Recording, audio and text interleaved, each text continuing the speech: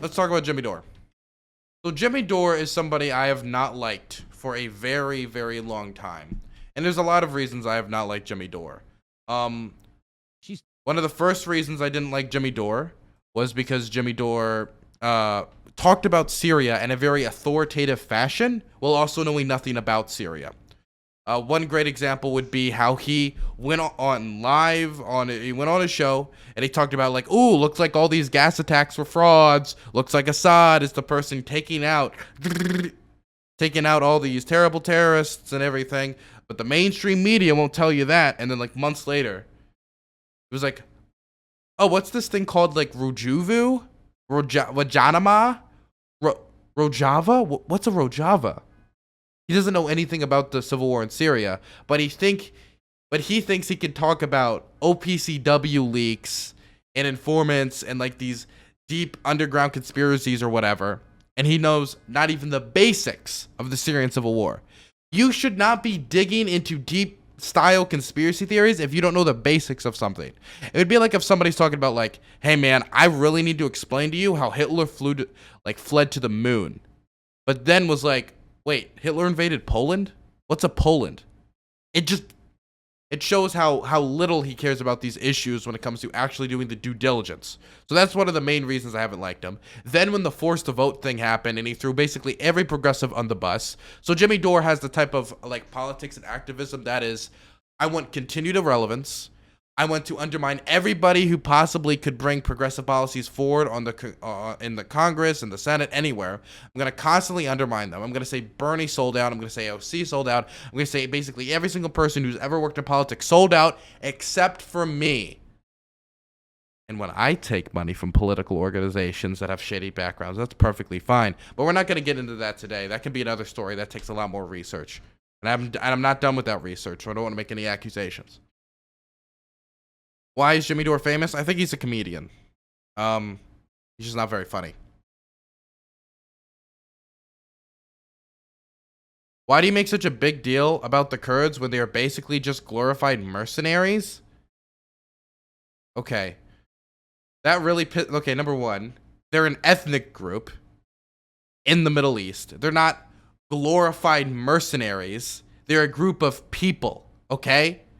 They make up a decent population of Iran. They make up a decent population of Turkey. They make a decent population of Iraq. And they make a decent population of Syria. The Kurdish people have been impressed in Syria for a very long time. A great example would be the 2004 Qamishli riots when tanks rolled in after people were like cheering for Saddam Hussein against Kurdish football fans because they knew that Saddam Hussein had genocided the Kurds. Then there was some like scuffles.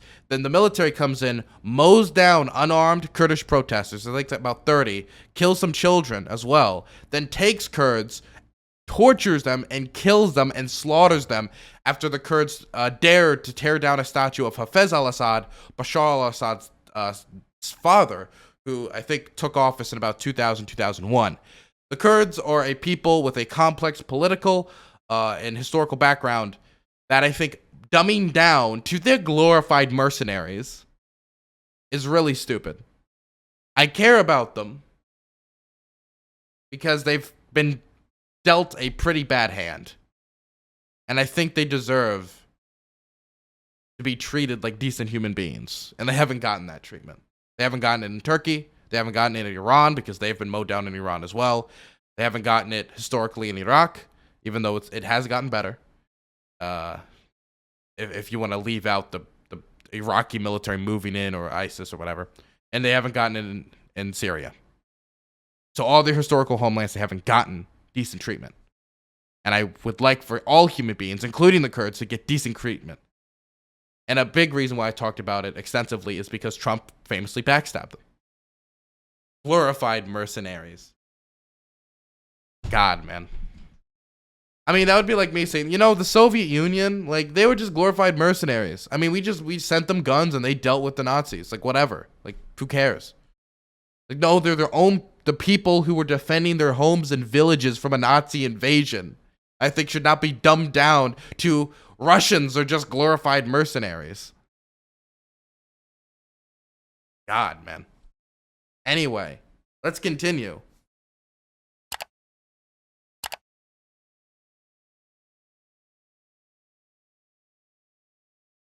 So, he, of course, threw a bunch of progressive activists under the bus. He threw a lot of progressive politicians under the bus. And he basically has continued himself in irrelevance. That's what I mean, not as in, like, literal irrelevance, but in political irrelevance. He wants to push for a type of politics that is continued irrelevance, where we get nothing done. The strategies he advocates for would not work. He has no real experience in politics. He's a comedian. And you want to know what? His political opinions are laughable. So I guess he's getting something right. But recently, he did something that was not funny, but he seemed to find very funny. And that has to do with the fact that he admitted to basically, like, sexually harassing Anna Kasparian, but saying, like, basically, and this is basically what he said. He basically said, I mean, she's a slut. I mean, she dressed like a slut. What do you expect me to do? And if you don't believe this retelling of events, we can just watch it right now. By the way, this is going to be like, this is my one warning for anybody in chat, because I just saw what Brent said in chat. This is going to be quick bans, okay? This is going to be quick bans for me, okay? If there's one thing I'm not going to deal with, it's apologia for sexual harassment, rape, or any of that stuff, okay? That is a quick ban for me, okay? You're not going to go here and do that. Super ban. And I give all my mods 100% authority to ban them. I don't care if they're subs. I have no care in the world. Because the amount of people, of idiots, who are defending Jimmy Dore is disgusting. And if this would probably get uploaded on my YouTube, if you're a subscriber and you think this is okay, I implore you to unsubscribe from me and never interact with me again. I think you're scum. Now, if you're kind of on the fence, then maybe stay and try to listen to my opinion, maybe a little bit more. Hopefully I can swing you. But if you're 100% coming here just to defend Jimmy Dore, or you think this is totally okay, I think you're scum. I just want to make that perfectly clear. I think you're scum, and I don't like you. Okay? Now let's watch this. She did this to me. She said this a DM to me last night. The last DM she said. By the way, right here, Jimmy Dore chose to make this public. She sends him a DM talking about this. He chose to make this public. Let's just make this clear, okay? She did this to me. She said this a DM to me last night. The last DM she sent me was April 14, 2016. Oh, I'm doing it on the wrong one. 1 second. There we go. She did this to me. She said this a DM to me last night. The last DM she sent me was April 14, 2016. Watching you guys kick ass right now. That was her last DM to me. But here's how she's trying to threaten me. And I'll tell you why this is a big mistake on her part. She says, I'm sure you remember when you constantly made inappropriate comments about how sexy you found me at work, and even felt the need to ask me where I shop for my jeans so you can buy a pair for your wife so she dresses better. Thank you. That was followed by an apology card you wrote me for the degrading harassment. I've been holding back, letting you run your mouth nonstop as if you're some sort of warrior for. Just listen to the way Jimmy Dore reads it too. It's like he's reading it like it's a comical letter. Like, oh, look at this snob. It's so fucking. Oh man, the mightier than thou tone, man. And his wife. Oh, for what's good in the world. That's going to change. So now she's, instead of saying I'm paid by the Russians or saying I'm working for Assad, she's now going to try to pretend I sexually harassed her when I was at the Young Turks. So I remember, Okay, you say you're pretending to, but then he will proceed to admit to doing it. I did ask her about, I want to buy a pair of jeans like that for my wife. By the way, I do want to bring up the fact that one of the many organizations that have jumped up in front to defend Jimmy Dore is the Daily Stormer, the oldest and longest running like neo-Nazi website in the United States. Just want to throw that out there, okay? Offensive to her. I don't know if you ever watched the Young Turks, but all they talk about in the second hour when I used to be there was the most outrageous sex stories in the world. Okay. Now I'm going to go to the next thing. Now we're gonna go to the next one where this person brings it up so that it's way worse. And then we're gonna watch the TYT talk about this. And I'll tell you this story. The story about that was followed by an apology card you wrote me for degrading harassment. Anna Kasparian used to dress when I worked there unbelievably inappropriately for a newsroom. She looked like she was going to a rave. The skirt, one time she came into the newsroom with a skirt so short. It wasn't a pencil skirt. It was like a fluffy one too, but so short that she bent over in front of me and I literally saw her ass and her thong. She's wearing a thong. I literally saw it. Like, everybody saw it. And I go, "Hey, Anna, nice news skirt." And everybody laughed. Like, they laughed louder than I thought they would. And so it humiliated her. She got humiliated in the middle of the newsroom. And I did it. And I felt bad. At that time, we were friendly. And I was just busting her balls, right, for dressing like that in a newsroom. You're going to bend over and show me your ass? I think that's a little... I'm not offended, but I think that's a little risque. Imagine if I did that. If I walked around showing my ass to everybody. So when I did that, so she got really mad. She got humiliated. Her face turned red. She tried to insult me back, and it just fell flat. And she looked, bad. And I felt bad for her. I didn't want to make her feel that, but I just wanted to make a little joke.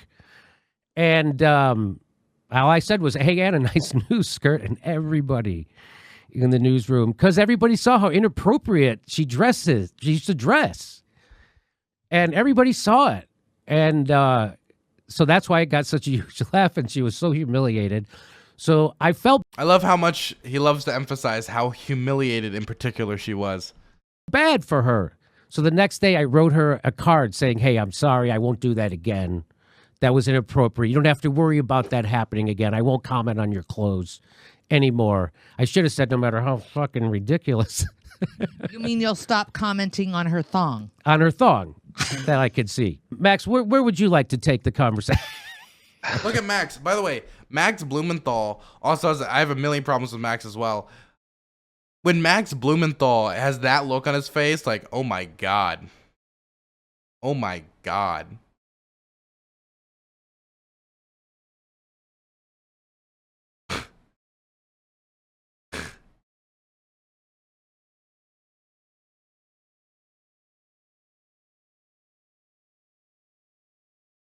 Hello, I'm back. Fucking stream crashed. Of course stream crashed. Why wouldn't stream crash? Why wouldn't stream crash?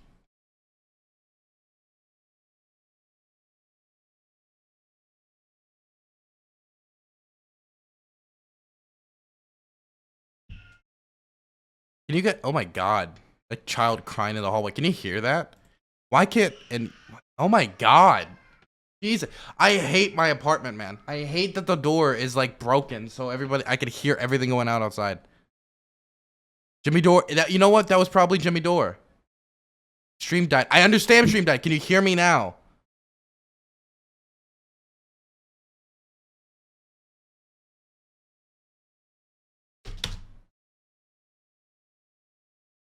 Okay, got it. Stop fucking posting F then. If the next person to post F gets banned, okay? Stop posting F. If you can hear me, then stop saying, "Oh my God, stream's dead." Jesus. Why is my camera just not working? Why can't you guys see me?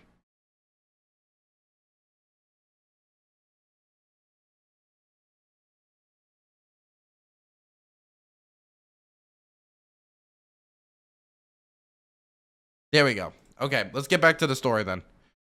Sorry about that. Fucking I hate Twitch. I hate OBS. I hate everything about it. Let's get back. God, but I can't. Okay.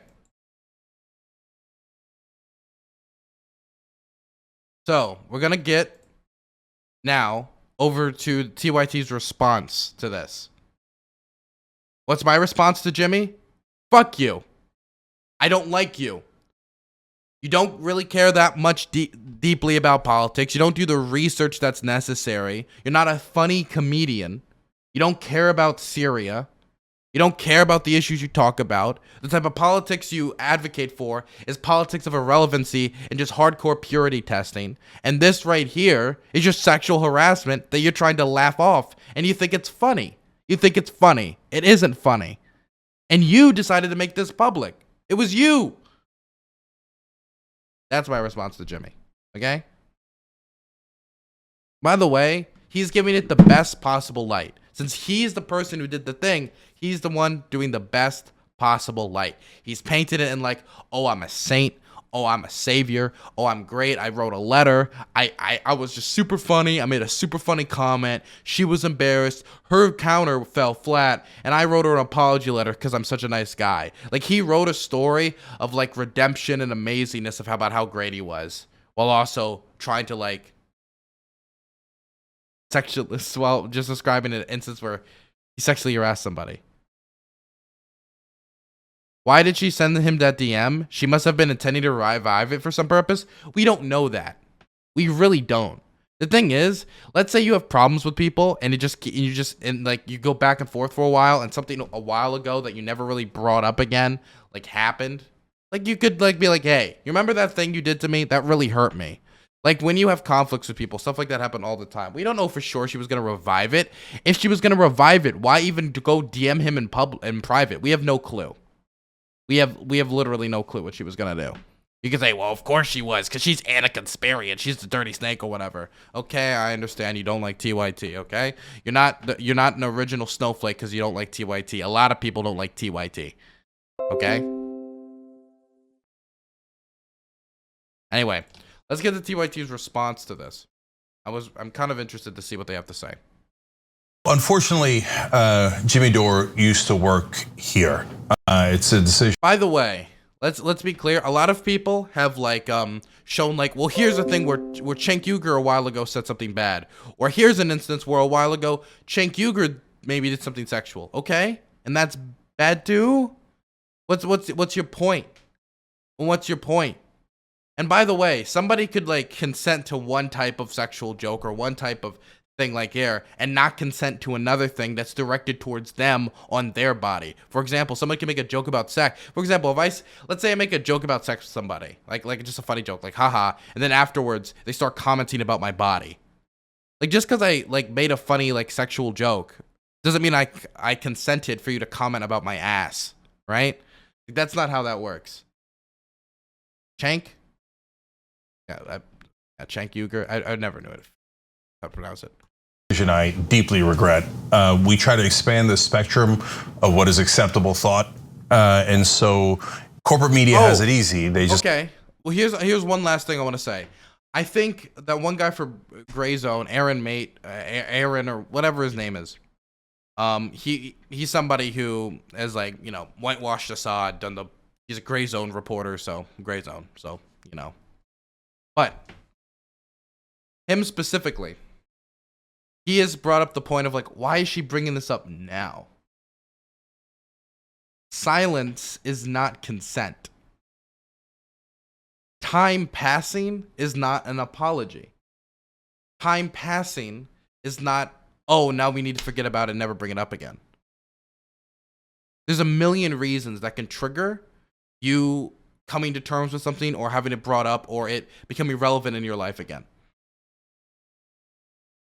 So, quite frankly, I don't care. When's the debate? About an hour. just have to ask, do you believe in the status quo? And people answer that not explicitly, but implicitly through their answers, and then they get hired that way. We hire a wide range of folks, and sometimes it goes wrong, and Jimmy's one of those examples. So, and I found out recently about an incident that happened while he was working here, and now the person that's talking about it is Jimmy. So he has been attacking us online over and over again with nothing but lies and smears, some of which I'm going to show you right now. But we still held back, and of course it's frustrating. He was a friend, or at least I thought he was, to me and to a lot of people here. And we've been a little shell-shocked by not the disagreements. Who cares? We had disagreements when he was here. That's not an issue at all. But by honestly the lies and the smears and the attacks that were deeply personal in nature. So both Anna and I got frustrated, and at one point she sent him a DM that Jimmy's gonna talk about in this clip that we're gonna show you. And it was basically saying, look, we know all these things about you that we haven't shared before, in a way of saying, we are holding back while you're going nuts. Yeah. Right? Yeah. And so you have no humanity or decency. And then you're about to find out the answer to that, because this is what he said on air. But before we get to that, yeah. yes, So I want to be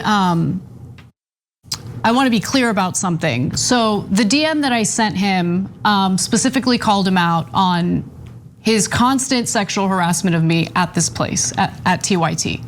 I also want to be clear that I didn't talk about it with anyone. I never talked about it with Cenk until very recently, because for obvious reasons. And so I sent him that DM because the harassment has continued. It's not sexual harassment, it's been constant harassment online that wouldn't go away. Doesn't matter if I ignore him, which some of my friends, my leftist friends have told me, just ignore him, it'll go away, just ignore him, ignore him. Kept going and going and going, directing trolls at me nonstop. And finally I couldn't take it anymore. So I sent him that message saying, you remember what you did to me. Yeah. And I can't stand that he positions himself as this moral fighter for progressive values when he and I both know the kind of behavior he engaged in when he was working here. So I wanted to give you that context. So by the way, why didn't Anna tell me? Because I would have fired him. And no good deed goes unpunished. So she didn't tell me, he kept working here. And next thing you know, he's about to tell you a story of what happened. Now, ironically, there's lies in here too, but let us show you who Jimmy Dore actually is. Here, let's begin. But here's how she's trying to threaten me. And I'll tell you why this is a big mistake on her part. She says, I'm sure you remember when you constantly made inappropriate comments about how sexy you found me at work, and even felt the need to ask me where I shop for my jeans so you can buy a pair for your wife so she dresses better. Thank you. That was followed by an apology card you wrote me for the degrading harassment. I've been holding back, letting you run your mouth nonstop as if you're some sort of warrior for what's good in the world. That's going to change. So now she's, instead of saying I'm paid by the Russians or saying I'm working for Assad, she's now going to try to pretend I sexually harassed her when I was at the Young Turks. The fact that he's laughing makes it 10 times grosser. You did sexually harass her. I mean, it seems like you, number one, you admit to it. And of course, paint in the best light possible. But here's another thing. I kind of wish you were paid by Assad. I kind of wish Jimmy was. And the reason why is, it's really sad when people simp for dictators or brutality or disgusting policies and get like no payments from them. It's like anytime I see like a hardcore like right winger like simp for like a cop who does something really brutal to like an unarmed black man, or any dictatorship overseas, or like a really bad policy that's gonna really hurt working people, right? It's like it makes me wish they were paid by the RNC so it wouldn't be as sad, you know? So it's sad to see him whitewash Assad's crimes when it comes to gas and do the whole OPCW leak, you know, nonsense that I've talked at length on this channel before, that I've had to deal with Rob Noor and others, before he even knew what the war in Syria was. Because months later, not a few days later, not the week before, months later, he was like, what's a Rojava?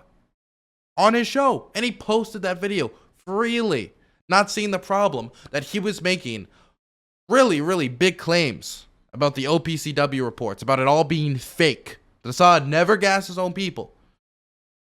That the Duma thing was a big ruse by the white helmets and all. Of course, Gray Zone was most likely a primary source in that one. But months later, he was like, oh, the Kurds? What's of that? I have no clue. Showing that he literally knows nothing about the conflict. Nothing. Was he alone in that assertion? No, there's other people who make that assertion as well. And I will say the same things about them as well. Now, I give you that as a lead into what he's about, the story he's about to tell you, okay? So he claims and laughs about how Anna was pretending that he was sexually harassing her. Then we don't have to say anything else. Let Jimmy tell you what he thinks happened. And I'll tell you this story. The story about that was followed by an apology card you wrote me for degrading harassment. Anna Kasparian used to dress, when I worked there, unbelievably inappropriately for a newsroom. She looked like she was going to a rave. The skirt, one time she came into the newsroom with a skirt so short. It wasn't a pencil skirt. It was like a fluffy one too, but so short that she bent over in front of me and I literally saw her ass and her thong. She's wearing a thong. I literally saw it. Like, everybody saw it. And I go, "Hey, Anna, nice news skirt." And everybody laughed. Like, they laughed louder than I thought they would. And so it humiliated her. She got humiliated in the middle of the newsroom. And I did it. And I felt bad. At that time, we were friendly. And I was just busting her balls, right? For dressing like that in a newsroom. You're going to bend over and show me your ass? I think that's a little, I'm not offended, but I think that's a little risque. Imagine if I did that. If I walked around showing my ass to everybody. So when I did that, so she got really mad. She got humiliated. Her face turned red. She tried to insult me back, and it just fell flat. And she looked, bad. And I felt bad for her. I didn't fight. I didn't want to make her feel that, but I just wanted to make a little joke. And all I said was, "Hey, Anna, nice news skirt," and everybody in the newsroom, because everybody saw how inappropriate she dresses. She used to dress. And everybody saw it. And so that's why it got such a huge laugh, and she was so humiliated. So he just tells a story like, "Ha, I humiliated her then, and now I'm going to tell you a story of how funny it was that I tried to humiliate her." Now, since it's Jimmy, half the story's not true, of course. But assume it is. That's your big hero right there that does that to women, looks up their skirt and then laughs at them and then pretends it's their fault that he's looking up their skirt. Now, parts of the story that aren't true. Of course, Anna wasn't wearing a skirt that short.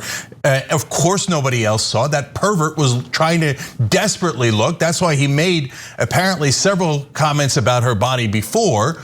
And by the way, who was in the room? Anna was teaching at the time, and she had brought in her students, her college students here. No, they did not laugh out loud. Jimmy, in his own mind, thinks it's hilarious to be a pervert sexual harasser like that, and thinks, "Oh, all the kids will love that." Okay, so in front of her students. Okay, so to humiliate somebody in front of students is so absolutely disgusting for multiple reasons. Number one, those are the people that she has to be in front of every day, who she was just humiliated in front of sexually. Number two, these are students. These are people who look up to her, for guidance and knowledge on issues, on I assume news and media and stuff. Number three, what type of example does that set for students? That, yeah, sexually harassing women is funny. Do it. In fact, I'll do it to this teacher of yours. And this is fine for a workplace environment. It's not only fine in the world generally, but this is fine also for a workplace environment. An absolute fucking terrible example. I wouldn't let Jimmy Dore within a mile within any child I would ever bring into this world. Oh my God. Jesus Christ. It'll be such a funny joke as I try to humiliate their professor in front of them. Yeah. So the reason why he wrote the apology card was because every time he had made inappropriate comments about me at work, I ignored it. You know, but as I was walking into the studio, because my students were supposed to watch the show, it was their final assignment, watch the show, and there was a written assignment related to the show. And as I was walking in with them, that was when he made the comment, and he didn't make a comment about a news skirt. He made a comment about how sexy my legs were in front of my students. And it was degrading, obviously, and I want my students to respect me and take me seriously. Seeing Jimmy Dore I have never seen Jimmy Dore in any way like ever basically apologize for anything, okay? Maybe he has in his career, but I've never seen him apologize for jack shit, okay? So the fact that he wrote an apology card speaks volumes to me. It feels like to me that it was less, oh God, I feel like I might have slightly crossed the line here. Maybe I should write an apology card so we have a cordial relationship, and more, oh God. Maybe I kind of, oof. Let me just cover my bases quick. You know? an older man that I work with talk about my body like that in front of my students was wrong. And so for the first time, I actually snapped at him and told him to never make a comment like that about me again. And so I think he realized, oh, I think I might have gone, I always penalize people for giving apologies. I do. Give me another example. Please give me another example. I love the deluge of people coming out of the woodwork right now to really just show like sexual harassment's cool, and as long as you cover your bases afterwards, you're good, right? The thing is, sorry, I subbed you for the left. Okay, got it. Well then, you people generally call black people the N-word, okay? You generally call people the N-word, Rob. There you go. If we're just subbing people for the left, okay? There you go. Actually like make a big deal about this, and that's why he wrote me that apology card to basically try to calm things. I demonized Marjorie Taylor Greene when she apologized about the Holocaust thing. I didn't say apologizing was bad. I just found it funny. That she, in her 40s, just learned the Holocaust was bad, and it was really bad and not comparable. It's not bad that she apologized. I think it's silly that a woman in her 40s just learned how bad the Holocaust was. That's what I think is silly. Down. But I mean, comments continued after that. Like, that's who he was, and he was, you know, he pretends as if he's like a fighter for progressive values. I heard the way that he spoke to producers here. He is anything but the so-called leftist that he tries to present himself to be, and his audience reflects that. His audience reflects that in the way that they responded to that. Also, why would I be accepting Jimmy Dore's apology when the victim in this case is saying his behavior didn't stop? If I punch you in the face, I'm like, bam! And then I'm like, man, dude, I'm sorry. Bam! Should I accept that apology? That video, because anyone on the left, anyone who wants to fight for decency, to ensure that everyone lives a life of decency, wouldn't watch that video and think, oh no, that's my guy. That's who I want to side with. That's who I want to fight with. Because everything that Jimmy does on a daily basis, his entire intention is to be indecent and to be incredibly cruel to others, regardless of how much he agrees with them, regardless of how little disagreement he has politically speaking with these individuals. It's literally his bread and butter. This is how he makes his money. Yeah, look, this is not about canceling anyone in two ways. One, he didn't say that 20 years ago. He said that this weekend. So he's proud of it. And he took that as an example of, can you believe what Anna did wrong? I'll tell you that story in a bragging way. Why would I be like, oh, this feels like a genuine apology, when on air he was laughing about the whole thing, like, nice skirt, everyone thought it was hilarious, it was so funny, her joke fell flat. Lamau and his wife is like laughing, like, thank you for asking her about her jeans and how sexy she looked in it so I could wear it. That's not an apology. You can see he is getting active joy from what he did to Anna Kasparian. He is getting active joy from his sexual harassment. How is that an actual apology? You know what an actual apology would have been? Yeah, I messed up. I shouldn't have done that. And you know, I won't act that way in the future. That's it. That's all it would have taken. That's all it would have taken. Not, oh my God. You know, oh my God. Nice skirt, sexy legs, and the jeans and stuff. Nice pencil. Everyone laughed. It was hilarious. It was so funny. She was wearing a thong, you know? Does that feel like an apology to you? Does that feel like he felt there was a genuine little apology letter? That he felt genuine, if that's how he's talking about it now? If you apologize for something, and somebody brought this up in chat, and then go on to basically defend it and laugh about it on air in front of thousands of people, when you're the person who's dragging it from private DMs into the public, that doesn't sound like an apology to me, does it?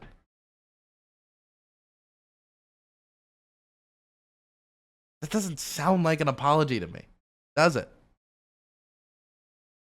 If I punched somebody in chat, let's say it was any of the people who think I'm like a crazy CIA shill or a crazy Marxist or whatever, right? Doesn't matter. I punched one of you guys. I'm like, oh, sorry. And then like on stream, I'm like, so I mean, I nailed him. And no, then I went on to punch you again too, because it was repeated behavior. And then on stream, I was like, I nailed him, man. I fucking nailed him. Everyone was like, yeah, good job. You knocked him out. You hit him. Oh my God, that was some funny stuff. Everyone was laughing. Everyone was cheering me on. And you know, I said sorry because I felt bad. But man, I nailed him. And then I have my like husband, I would assume, and they're like, hell yeah. Don't equate physical violence with verbal teasing. Rob, okay, I assume you've got not even 2 brain cells and you got 1 like hitting the sides of your skull. But I wasn't equating physical violence with words as in these are the same thing. I was equating the idea of bad behavior, you repeating that bad behavior and then laughing about it and bragging about it on air doesn't sound like an apology. If you got to use that as let me use this card as a get out of jail free card, I think you acknowledge that this isn't like a genuine apology, right? He doesn't seem genuine in his apology. Definitely if he continued his behavior. If I apologize for something and then continue to do it and then brag about it on air, basically, doesn't feel like you were ever sorry for that thing. It doesn't matter if it's physical violence, words, anything. Could be stealing. I don't care. Laugh about how funny I am and what I did to her in front of her students and in front of the whole studio. And aren't I so wonderful, etc. And if you think, way to go, Jimmy. I think you're a terrible person, but have at it. Then watch him. Don't watch us. I don't want you watching us if you thought that was a great story that should be celebrated. No, and that's the main point. So I want to be clear about something. I love our members. But I want to be clear about who we are and the kind of audience we want to foster. Because this isn't just about building an audience, it's about building a movement and working with people. Because we work with our audience all the time in pressure campaigns in regard to like Congress and ensuring that we get a vote on a $15 an hour minimum wage. We want fighters beside us, and we want people who have the right ethics and morals to do this with us, right? If you watch that and you think there wasn't a big deal, I think that was totally fine. If there are any remnants of Jimmy Dore's fans within our membership, within our audience, and you see this and you think like, oh, I'm disappointed in you, Anna, I wanna let you know, I don't want you in our audience. You are not part of what we're trying to do. Okay, so spare me the tweets about how disappointed you are and how you're canceling membership. I do not care. I don't care. I encourage it because I don't want that toxicity. I don't want that culture as part of anything we do at TYT, whether it's internal in the office or external with our audience, period. That's it. Yeah. Now, guys, a lot of you didn't see that. That's why we're showing it to you. A lot. We did. People are still running with the punch analogy in chat. You can just talk about what happened, okay? When you do the punch, it was just an isolated thing, okay? We don't need to work off of punching, okay? We understand. We know what the word sexual assault is, or sexual harassment, or what. Okay, in this term, it'd be sexual harassment. So somebody's bringing it up, stuff specifically in chat. Well, she brought it up first in DMs, and it was a threat. Okay. So. And I don't really know if it was like a threat in the way you're saying, right? This is the thing I see it as. That Jimmy Dore has relentlessly been a scumbag to the online left generally. He trashes TYT all the time. He trashes Anna Kasparian all the time. Trashes all these people all the time. And so Anna Kasparian, after going through another kerfluffle, goes in DMs like, hey, I remember how bad you treated me. You treated me like crap. You sexually harassed me. You sexually harassed me. I have held this back. I've held this back. I won't do that anymore. She gave him an out. She gave him an out. She gave him an out. And he decided, like, well, I'm going to go out and basically admit to sexual harassment and laugh about it. So even if you have some quandaries of the morality of Anna doing that, which I think I could see a reality where maybe I could be persuaded in that way. He's laughing about sexual harassment. If I go out there and sexually harass people, let's say right now, all of you in chat, I went out and sexually harassed somebody. Right now, right after stream ended, I went out and sexually harassed another content creator. And then afterwards, I sent them an apology card because they blew up in my face, right? And they were like, don't do that. Then I continued to do it. And then years later, after we are kerfluffling, they come and bring that to me in private, and then I go public with it, and I'm laughing about it on stream. Even if there is something immoral about her doing that, her being like, I'm not going to hold this back anymore, which I don't even necessarily, I'm not even convinced on that. What would that tell me? What would that be for you guys? The important thing there for me isn't the, I'm not going to hold this back here anymore. It's that they're actively laughing on air as a major, quote unquote, major figure of the online left about their sexual harassment.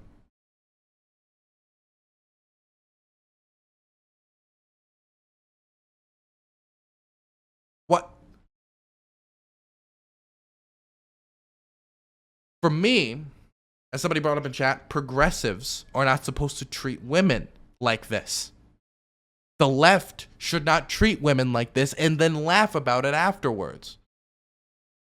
And then do kind of some fake apology that him and his wife basically seemed to think was, it was for the cameras basically. It was to cover my ass. And he acts as if it was to cover his ass. And you want me to like step back here and be like, well, let's stand up for Jimmy because Anna brought this up in DMs and said, I might go public with this, or I won't hold this back anymore. Like, I've held back a lot of stuff.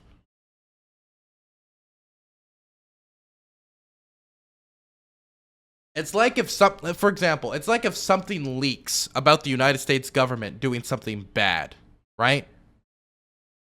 And let's say some of that information was acquired in means that maybe not be perfect, right? A great example would be Edward Snowden, maybe. Or, I don't want to get too deep into that because I don't think it's completely comparable, but let's just say that. I would be much more offended by the really disgusting actions of the US government than be preoccupying my time with exactly that information being acquired and not the perfect means. I think the sexual harassment, in my mind, even if you got me to accept that what Anna Kasparian did was hold like basically a loaded gun of cancellation to his head, is still, and his laughing about it after the fact, is still 10 times worse than anything Anna did in DMs or publicly. 100%. A couple stories today about Syria, et cetera, because a lot of you didn't see it. So it's okay if you didn't see it and now you do, right? But what we're saying is, if you see that and you think that's great, sexually harassing women at work and making fun of their clothes and telling everybody that you know what you're looking at underneath their clothes, etc. If you think that's great, that's why we're telling you that if you're associated with us, I'm worried you're going to cause more problems, right? So if Jimmy wants all those toxic folks who are right, generally speaking, most of them are right wing, but I know that he's tricked some left wingers into thinking he's a leftist. If you think that's leftist, have at it. Okay, that's all we're saying. It's that simple. We love our audience. We think you guys are incredibly smart. The thing is, when it comes to people like Jimmy Dore, Richard Medhurst, a lot of these people, it's kind of hard to like draw the line in a lot of the communities, or like exactly like a lot of the positions. Like Richard Medhurst, he's somebody who's like, well, he's a left winger, right? Like he runs a left wing circles, he runs in this, he runs that. Yet he's somebody who defends a dictatorship in Bashar al-Assad and said that the Syrian elections are like 100% legitimate. And he believes that 95% of the Syrian population voted for Bashar al-Assad. I'm sure he thinks 100% of the population voted for Hafez al-Assad as well. He doesn't really care about the 2004 Qomishli riots. He doesn't talk about that. He's never brought that up ever, right? He doesn't care the history of oppression. He doesn't emphasize it. It's not a thing of importance to him. And I'm like, damn, that doesn't seem like a left-wing value to be pro an authoritarian dictatorship. Damn. But he doesn't like America bombing the country. So I guess that's left wing. Well, no, Rand Paul doesn't like America going around the world doing military stuff. Doesn't make him a left winger. I feel like there has to be more done, you know, to like say you're part of the left than just like saying you're anti-establishment. You want to know who else says they're anti-establishment? Rob Noor, all the time. This doesn't make him left wing. I would say that Jimmy Dore probably leans left, but I mean, calling him progressive, I think that's hard. And care so much and have already made a giant difference in the world. All right, look, I'm going to give you more if you weren't already convinced. He had Max Blumenthal from Gray Zone on with him. He tells that story, then turns to Max. Let's notice Max's reaction and then Jimmy's reaction, thinking, oh, this story might not have killed in the way that I thought it did. Watch. So you kind of screwed the pooch there. But good luck. I'm sure you'll get some libs to retweet it for you. But it will have. I don't have a manager, and I don't have a human resource department. So let's bring in Max now. Max, where would you like to take the conversation? Yeah, this isn't really where I thought the conversation was going to go. I don't have the same history with these people, so. I have no problem with Anna Kasparian's style of dress. Let's talk to them. We don't have a dress code at the Gray Zone. People can show up however they want. I do have a problem with this campaign of McCarthyite lies. And honestly, I'm even hesitant to get in the gutter with these people. Now, you can tell he was uncomfortable because what Jimmy had said was so awful. But understand that when Max doesn't want you, dude, I'm sorry, you've screwed the pooch. I don't know if there's much more for me to comment here. I think we've gotten what we're gonna get out of this.